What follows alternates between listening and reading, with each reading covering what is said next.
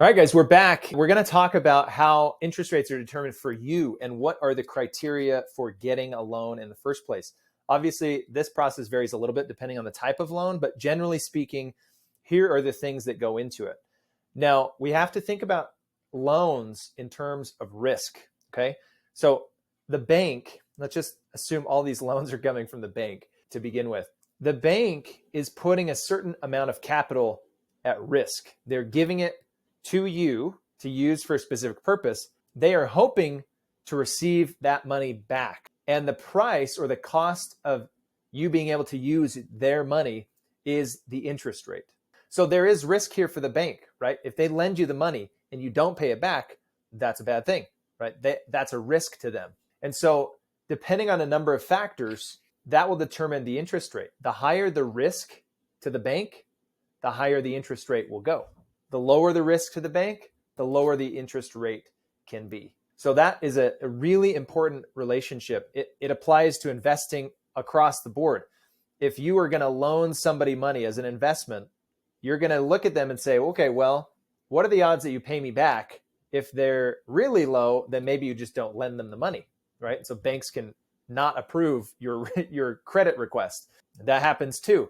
Or you get declined for a credit card or an auto loan or something like that. So that happens all the time. For like, too risky, we're not going to do that. So if you're going to lend somebody money and you're like, I don't know if I'll actually get my money back, I have really high doubts, you just don't lend them the money.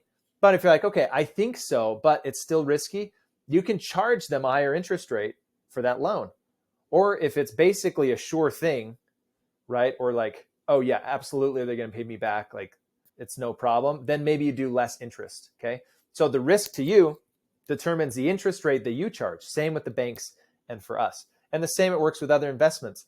The higher risk you're willing to take, typically the ceiling for your return can be much higher, but the floor can be much lower as well. So important to understand there. So here's some of the factors that a creditor looks at when giving a loan. They look at the loan term. How long is this? Is this a 5-year auto loan? Is this 30-year mortgage? How long is it? And how long is my capital at risk? And how long till I get it back and can use it for something else? Typically, the longer period of time that they don't have their capital, they're going to charge a higher interest rate. If they're lending it out for shorter periods of time, generally speaking, it's going to be a lower interest rate. That's why if you look at mortgages and you compare rates between a 15 and a 30-year mortgage, the rates can be significantly different. The 15-year mortgage rates are going to be quite a bit less, right? Because the bank is putting their money at risk for literally half the time.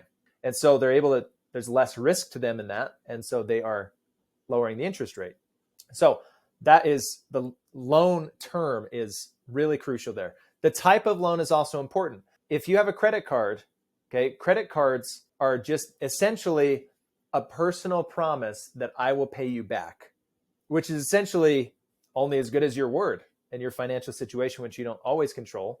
But they look for, there's nothing there to back up the loan. There's nothing to reduce the risk to the lending institution. So interest rates are going to be pretty high. That's why credit cards are high. They're unsecured debt. Okay, unsecured means they don't have an asset that the bank could seize afterwards. It's unsecured.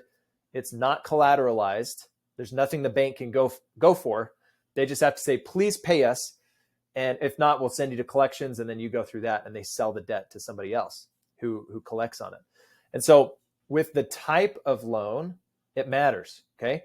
If you look at a house, for instance, with a mortgage loan, you're lending or you're borrowing a significantly more chunk of money, right? A sizably larger chunk of money than maybe you would do on a credit card, okay? Hundreds of thousands of dollars. But the interest rates are extremely low. Why is that? Well, because they have collateral, the home, right? And they can repossess your home and they still have value. So their money didn't just evaporate. They can repossess the home and then sell it and get their money back that way, okay? So having that home, that's collateral. It's a secured loan, okay? And they can also hold a lien against it and they have claim to the property. And so when you sign up for a mortgage, they have claim to your house. I mean, you kind of own it, but really the bank owns it and they can take it back if you don't meet the terms of the mortgage, okay?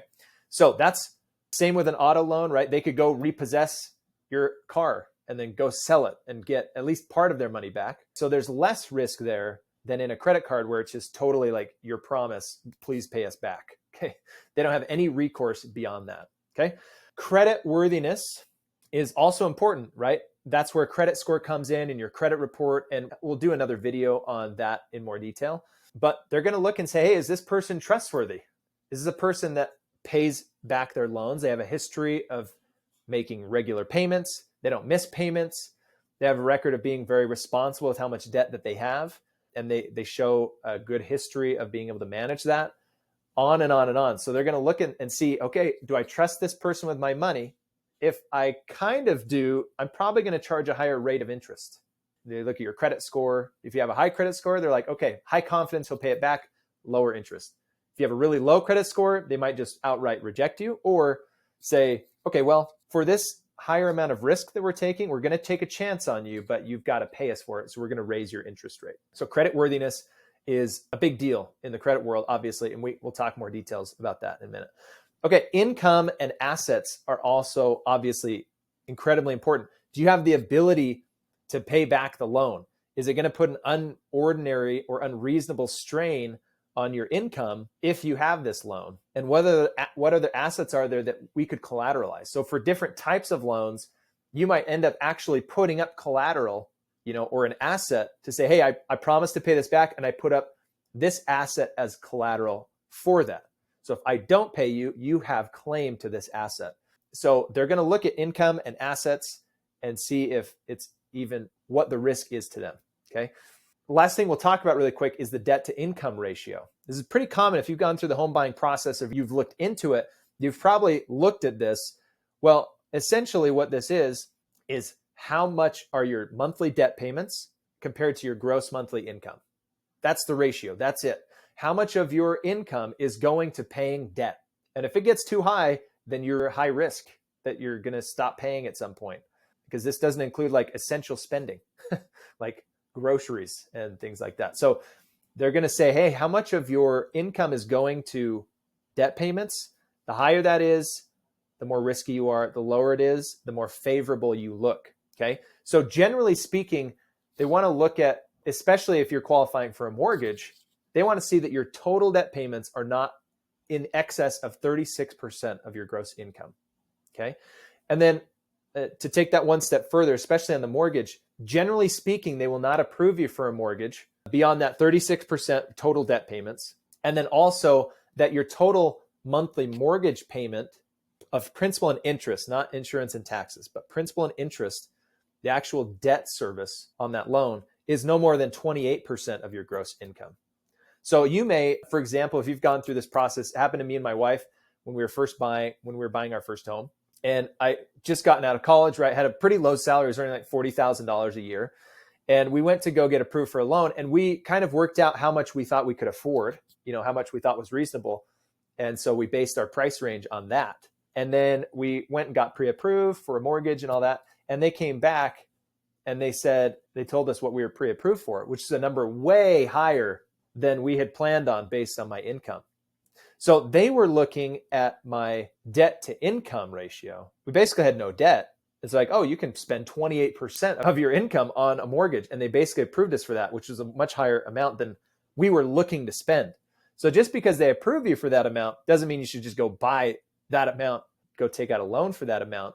But usually they'll approve you for much more than you think they will. And you're like, oh, wow. Okay, that changes things. So we obviously didn't go up to that limit because we knew our other finances and our goals. We kind of had that clear. So we knew we didn't want to go above a certain amount, and we stuck to that. But that's kind of how that works. So I want to show you really quick. We're going to jump over to the financial calculations worksheet and just show you how this is going to work out. So there's a separate tab for debt ratios, and it's very similar to the spending ratios, but it's just really easy to make this super quick on you. So what you're going to do is you're going to add in your gross monthly income. Okay, so gross is before taxes. So when you look at your pay stub, you're going to see the gross pay. That is the amount we want, not after all the deductions and after taxes. Okay, gross amount. So you enter that here. Then you're going to enter your total monthly debt payments. Okay, this is not your loan balance. This is just your payments. So let's say you currently have a mortgage of $1,800 a month. You have an auto loan of $450, another one of $500, credit card payment of $360 per month, right? Because you're carrying a balance. and you've got a student loan payment of 400. Okay, so that'll total it down here. It divides against your gross monthly income and shows you your total debt to income ratio, 35%. Like I said, ideally, you don't want more than 36%. Probably you want much less than that in all reality, if we're being completely honest. But that's kind of the ratio they look, especially in terms of mortgage financing, okay? And then over here, what you'll do is you'll just add your mortgage interest payment, your principal and interest payment right here, and it'll total that. So if you have 2 mortgages, for example, or something like that. So it'll total that, divide it by your gross monthly income, and here is your mortgage debt to income ratio. So right now it's at 18%. And usually to qualify, it's got to be less than 26%.